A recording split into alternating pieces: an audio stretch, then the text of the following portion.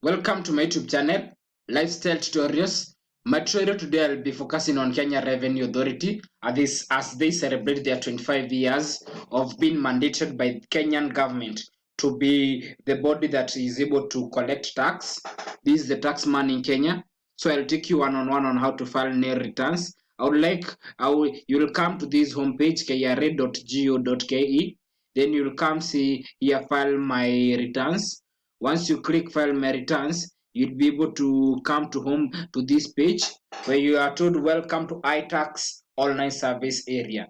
This is iTax service area where you'll be told to key in your PIN or user ID.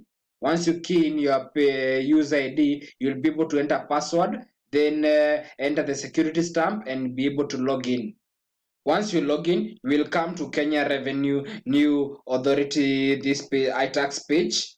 Then we'll come here and say returns. Then we say file nil returns. In filing nil returns, know that you will be filing returns of the previous year. And the first thing that you are required all fields we are marked are mandatory. So we will come here and select the tax obligation, income tax for resident individual. So then we'll click next. Then we'll come here and say the return period. The return period that I'm filing from is from from January 2018.